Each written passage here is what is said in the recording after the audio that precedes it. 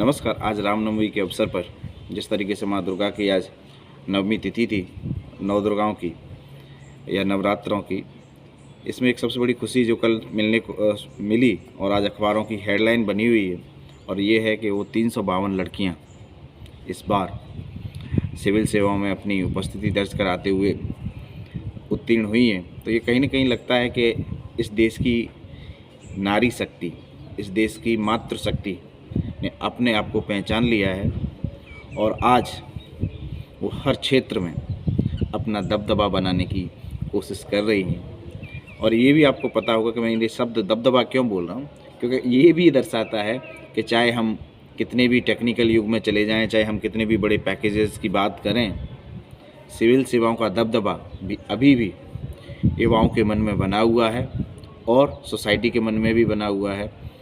और तीसरी बात ये भी है कि इन सेवाओं का रुझान और इन सेवाओं के प्रति लगन कहीं न कहीं अंतर्मन में बनी रहती है। और इस बार जिस तरीके से ईश्वरलाल गुर्जर जी ने जो पिछली साल जो मूवी आई थी 12th फेल, उसी का नया संस्करण यदि आप देखेंगे तो ईश्वरलाल गुर्जर जी के रूप में जो कि 10th में फेल होते हैं, और उन्होंने इस बात को भी चरितार्थ कर दिया है कि किस तरीके से संगति बदलने से व्यक्ति का चरित्र बदल जाता है।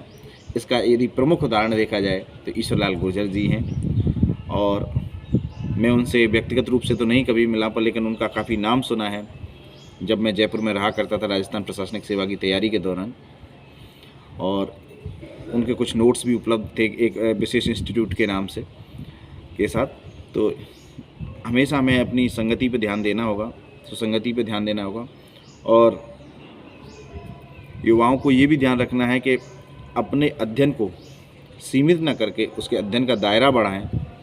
पर लेकिन यदि आप किसी विशेष परीक्षा में देने जा रहे हैं तो अध्ययन का दायरा बढ़ाने के साथ साथ उन्हीं पर उसी कंटेंट का लगातार रिवीजन करना कहीं न कहीं सफलता की ओर ले जाने में आपका प्रमुख भूमिका निभाता है। और हाँ, मेरे जो मित्र अभी राजस्थान प्रशासनिक सेवा RAS की तैयारी कर रहे हैं, उनके लिए ये सबसे बड़ा स्वर्णिम अवसर है और एक बूस्टअप वाला रिजल्ट रहा है।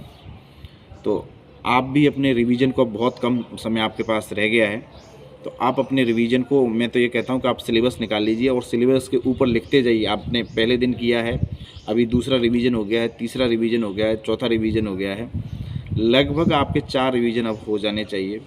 और आपके द्वारा अब जो टेस्ट सीरीज़ है, उस टेस्ट सीरीज़ में भी ये ध्यान रखना है आपको कि वो टेस्ट आप लिखने जा रहे हैं तो वो वीकेंड पे जो भी टेस्ट हो, तो लगभग वीकेंड का एक मटेरियल आपके पास सेट होना चाहिए। तथा अब सिंगल सब्जेक्ट का टेस्ट देना बंद कर दें।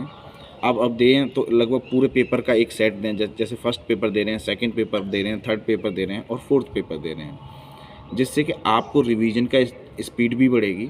दूसरा, आप अपने आप को देख पाएँ कि आप कहाँ पे हैं, क्योंकि अब की बार समय भरपूर समय आप सब लोगों को मिला है।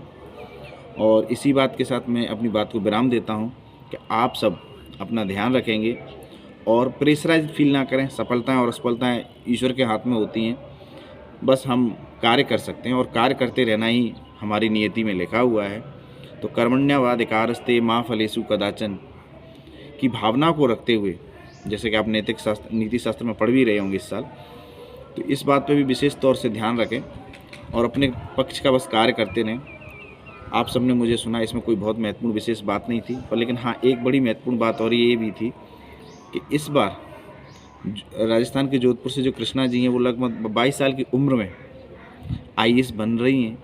तो ये राज्य के लिए गौरव की बड़ी बात है। और एक बिंदु और मैं समझ पाता हूँ, वो बड़ा महत्वपूर्ण है कि जो टॉपर्स हैं उसमें सर्वाधिक BTech किए हुए 13 टॉपर्स हैं। हालांकि ये एक स्टैंडर्ड्स मानक नहीं है, पर लेकिन ये कहीं ना कहीं दिखाता है कि युवाओं का एक बड़ा वर्ग इधर अभी भी आ रहा है। बहुत बहुत आभार, आपने मुझे सुना। आप अपनी पढ़ाई को लगातार बनाए रखें। आपको अभी कुछ डाउट्स हों राजस्थान प्रशासनिक सेवा के बारे में तो आप मुझसे पूछ सकते हैं। जितना भी मैं जानता हूं या जितने मेरे साथी हैं, उनके माध्यम से आपके डाउट्स को क्लियर करने की कोशिश करेंगे। और ये सिर्फ उन युवाओं के लिए है जो अपने आप को लगातार बढ़ाने की कोशिश करते हैं। बहुत बहुत आभार, आपने मुझे सुना। Thank you to all.